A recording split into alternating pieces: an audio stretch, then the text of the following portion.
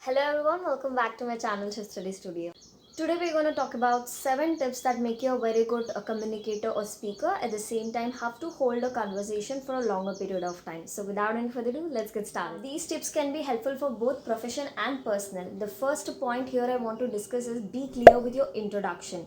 See, just now I've introduced myself in this video and I also introduced what topic I'm going to discuss right now. So leave about the profession because it is very formal way, but in personal life we don't come and introduce ourselves like, hi, I am marketing manager. We don't say our profession or mention our profession until someone asks us, right?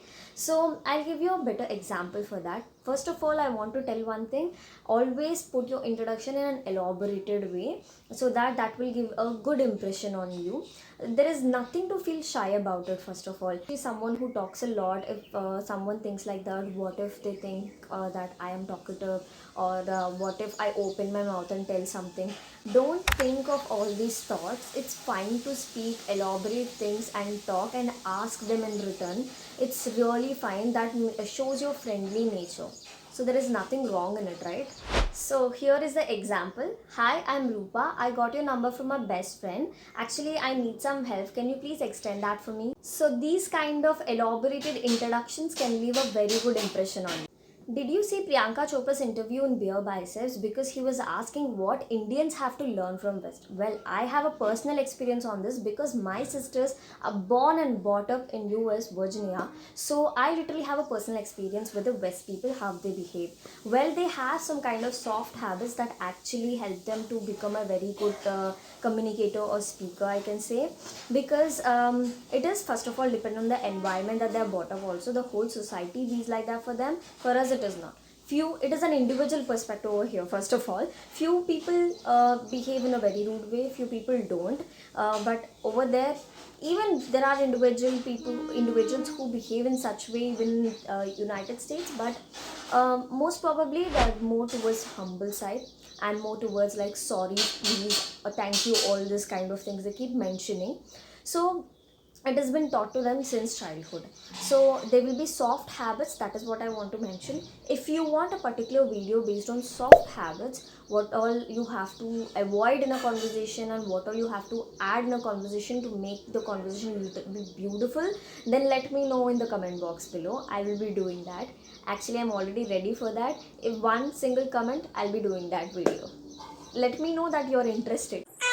Asking this because your wish is my command. Now, second thing I want to talk is about compliments. Don't underestimate compliments. It should not look like necessity. It should not look or sound something like you're necessarily doing it because you need some help from them.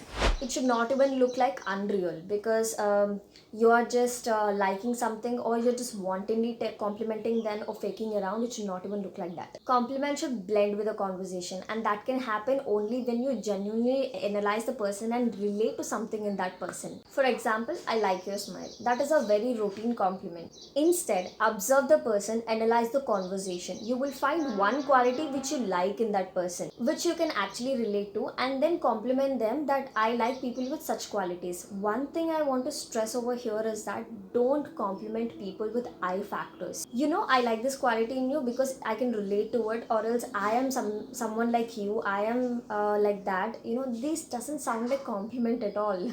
If you genuinely feel something is good, never retreat back to compliment someone because your insecurities. There are people who don't come forward to compliment, as at least in a formal or in a decent way. Complimenting doesn't mean vulgar, right? There is a difference between teasing and complimenting. Few people don't say it out. Most of the people don't put it out because few feel insecure, few feel inconvenient to tell it out.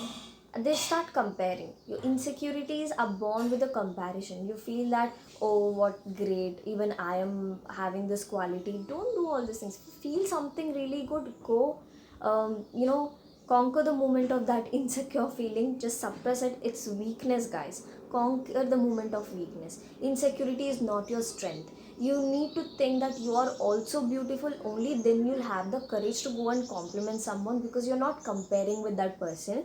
You are actually suppressing your insecurity and telling yourself the positive affirmation, rewriting your insecurities that you are even beautiful.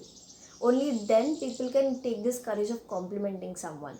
Don't forget, Every human being is unique, and you're unique, you're beautiful, you are having your own fragrance.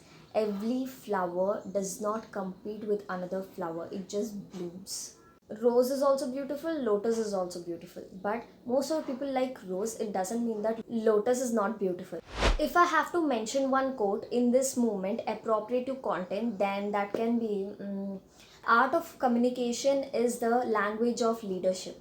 Being leader of what? Your own community, your own family. Okay, when you start communicating, we all say this, the key to a successful relationship is communication. So start opening up. It's okay to dump your emotions, not in a rude way, in a healthy way. So just start expressing, saying people, complimenting people, consoling people. Everything is communication, right? Not only in professional life. Start speaking up. Start expressing your emotions. That when you can actually master communication. Without expression there is no communication. Another timing, proper timing can be about stories. When someone start conversation with you, you can add your own stories about your personal life or professional life, and it should not be something very revealing. Well, people can be really become uncomfortable. It is so much revealing about your personal life. Everybody is not interested into your personal life. Get to know that. High time to mention this. It's a very bad habit. Most of the youngsters don't have this quality of active communication, which means always people who I see when they're actually in conversation with someone, they'll be scrolling the phones, chatting with someone. Even if you put your phone away, you're zoned out somewhere. There, in your mind. I love laughing. Now, who doesn't love laughing, right? One of the biggest disadvantages I felt of just getting involved in your own personal things when someone is talking to you or in a group conversation, or else when you zone out in your own world, missing wonderful jokes. When I missed a few jokes, I mean, in my college days, that's when I decided, okay, I'm going to be in present and involved with my friends, involved in the communication or conversation with everyone who's around with me. So it's important. So if you want to laugh, be active communicator. It actually shows your disinterest towards the communication or conversation. It also shows that you're not considering others person feelings, other person's situation. You're not considering the other person entirely. That is what it means. So please be active while you're communicating with someone. You'll miss out so much if you do that, if you don't consider others. The famous mudra of yoga, this meditating mudra, right? So now these yogic mudras help you to be present, be calm, active communicator, be present. You can actually use some powerful reminders also that help you to put you in the present moment. So not only that, okay, let me give you an example of reminder. This is what I actually tell to myself. I don't need a castle in the future, but need a cute capture in the moment. If timing is when to put what kind of things, then presence of mind is how to put it, or what kind of flow you will create with the conversation. Mind can give you that crafted structure of conversation. How you end or start a conversation truly matters. We merely say hi or bye, that's it. It's an awkward way of ending, guys. I think it's time to elaborate a little more. So you can add some beautiful quotes or a kind of lesson that you've learned from your life, or else you can reverse ask them the questions like how you felt about my experience that I've shared right now. What do you feel? Or can you share your own kind of experiences, the same relative way? Or what is the funniest moment in your life? Such kind of reverse questions can actually help you to elaborate the conversation or hold the conversation further. And also, let me mention this, consider other people. And second thing is, don't think about the next question right before this is ended. Let yourself be very calm. Calm mind helps you to handle any kind of awkward situation. It is the ultimate weapon. Sometimes less is more. Don't take charge on the conversation completely. It happens usually when we share our own stories or experiences. We keep going on with our short stories and experiences. Don't do this. Instead, try to put your stories or experiences in a very crisp and brief manner, not revealing as well, so that it makes other people feel connect with you, they can also have that experience, they can take it, it won't overwhelm them, and also they will rethink over it. Give them that gap, let them rethink over your experience and let them share their own experiences. Once again, I want to stress on this point. Sometimes we don't know how to react to some situations or respond to some situations. That punchlines after the conversation, when we feel shit, yeah, I would have said this. Always be prepared with ifs and thens, and also write down your comebacks that can help you truly with the comeback.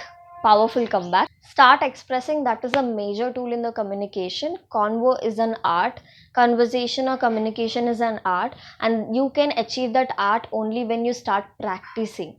And the practice over here is expressing. So I want to end this video on this note, guys. I hope these tips and all these hacks that I've shared in this video will be truly helpful for you to communicate better with your partners or in your professional life. So yeah, stay energetic and stay focused, and also share, comment, like. Literally share if you feel someone need this truly, and also comment down below how you felt and your hack to be a very good communicator. Let me know that as well. Anything apart from the points that I've mentioned in this video. Stay energetic and stay focused. Bye.